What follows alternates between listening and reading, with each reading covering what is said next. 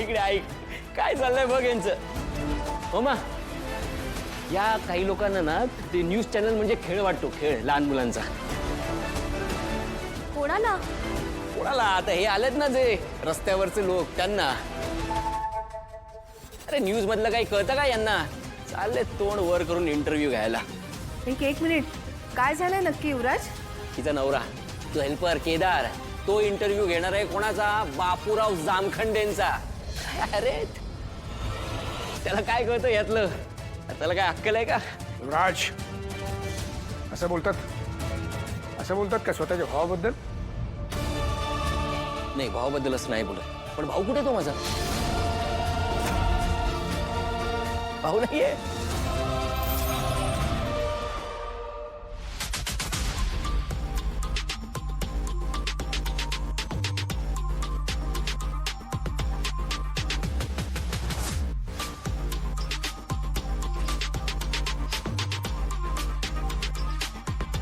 Concept हाँ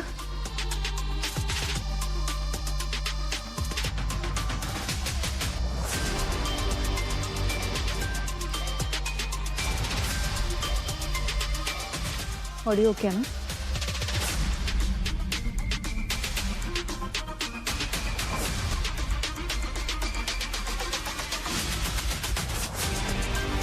केदार,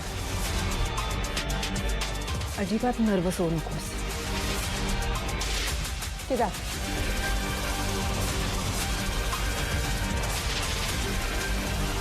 हा interview उत्तम होणार आहे, कारण तू दयानंद खांडेकरांचा मुलगा आहेस आणि कौशिकी खांडेकरचा भाऊ. आणि सगळ्यात महत्त्वाचं म्हणजे तू खांडेकर आहेस Kedar. I know you can do this. Okay, all the best. Kedar बघ, आपले हे 3 कॅमेरा आहे.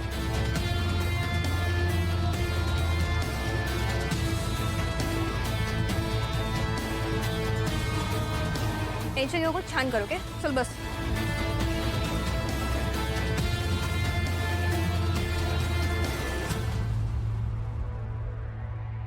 अहो, एवढ्या मोठ्या राजकारण्यांची मुलाखत घेणं म्हणजे चेष्टा वाटते का तुम्हा दोघांना?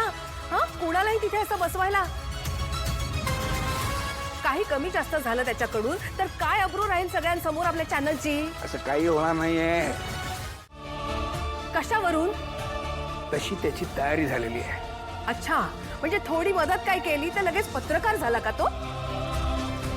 नाही नाही, द्या द्या तुम्ही ना त्याला सगळे अधिकार देऊनच टाका. हा, पद्मिनी, तो नक्की त्रास कशाचा होतोय ग? ती मुलाखत घेण्याची संधी केदारला मिळाली याचा? की युवराज केदारच्या जागी नाहीये या गोष्टीचा? अगं, केदारनी ही मुलाखत घेण्यासाठी खूप मेहनत घेतली आहे, म्हणून कौशिकीने त्याला ही संधी दिलेली आहे. आयतं काही मिळालेलं नाहीये त्याला. आणि युवराजचं काय? हा, त्याला दिली का अशी एक तरी संधी? हे सगळं युवराज डिझर्व करतो, पण त्याला दिले तुम्ही. जेवढा विश्वास त्या केदारवर ठेवता त्याच्या निम्मा तरी तुम्ही युवराजवरती विश्वास ठेवलाय का हो? विश्वासाचं मागून मिळत नाही ग पद्मिनी. विश्वास ना कमवावा लागतो कष्टाने. हा, आज केदारला ही एवढी मोठी जी संधी मिळाली ना, त्याच्या स्वतःच्या कष्टाने मिळालेली आहे. आणि सगळ्यात महत्वाचं म्हणजे आता ती चॅनलची गरज आहे. जाऊ दे ना मामा, तू पण कोणाची वाद घालतेस? त्यांचं उत्तर काय असणार आहे ते आपल्याला आधीच माहिती आहे. हो, पण हे चॅनलसाठी योग्य आहे का? कुठलं चॅनल? चॅनल वगैरे काय नाही. आता उद्यापासून सगळं बंद. त्याला काय इंटरव्ह्यू घ्यायला जमणार नाही, त्याची जबाबदारी पार पाडायला त्याला जमणार नाहीये, त्यामुळे चॅनल बंद. त्याला नाही जमलं खांडेकर व्हायला, पण आपल्याला भिकेला लावलं त्याने त्याच्यासारखं. आता जायचं उद्यापासून भांड घेऊन रस्त्यावर भिका मागायला इकडे तिकडे. हा, एन्जॉय, मस्त एन्जॉय करूया सगळे भीक मागत मागत. युवी, अरे काय बोलतोयस तू? अगं जे बरोबर आहे तेच बोलतोय मी. आणि एक मिनिट, तू काय एवढं टेन्शन घेतेस? जिच्या वडिलांनी कंपनी उभी केली तिला टेन्शन नाहीये, तू का टेन्शन घेतेस? टेन्शन नाही घ्यायचं, जा पटकन काहीतरी छान खायला बनव. हा, आज सगळेजण मस्त टीव्ही समोर बसू आणि केदारचा होणारा तमाशा बघू. Sahebrao Jamkhande super speciality hospital. चांगल्या गोष्टी सांगत जा ना, मला खूप मस्त वाटतं. हे सगळे खासगी दवाखाने आहेत सर. ज्याचं बिल बघून बरा झालेला पेशंट परत आजारी पडू शकतो. गोरगरिबांना या सेवेचा लाभ घेता येत नाही साहेब. आणि त्याचे रेट्स तुम्हाला माहितीच आहे. Very good Kedar. अरे हो, पण पाण्याची सुविधा तर केली ना आम्ही, त्याबद्दल आम्हाला कोणी काहीच बोलत नाही. हो सर, त्याचाही सर्वे केला आहे आम्ही. आमच्याकडे एक व्हिडिओ आहे. तुमची हरकत नसेल तर तो व्हिडिओ दाखव. दाखवा दाखवा, कुशाल दाखवा. लोकांना कळू दे ना की आमच्या वॉर्डमध्ये पाणी कसं घळा वाहते. Video please. Come on play. हा हा. 3 दिवसातून एकदा पाणी येते.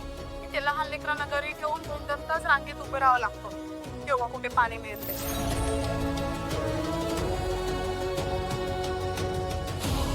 दिवसा टँकर येतो. आम्ही मध्यम वर्गाने एवढा पैसा आणायचा कुठून? कधी पण पाणी सोडतात. हातातलं काम सोडून जावं लागतं आम्हाला, आणि त्या दिवसाची मजुरी पण देत नाही. पाणी आलं की बादल्याच्या बादल्या उचलून पिंप भरावं लागतं. आणि पाणी कसं येतं? थेंब थेंब थेंब. हे काहीतरीच आहे. अरे म्हणजे उद्या चंद्रावर पाणी आलं नाही तर मला जबाबदार राहणार का तुम्ही? काय बोलताय ते? अरे हा ज्या आमदाराचा वॉर्ड आहे त्याला जाऊन विचारा ना. व्हेरी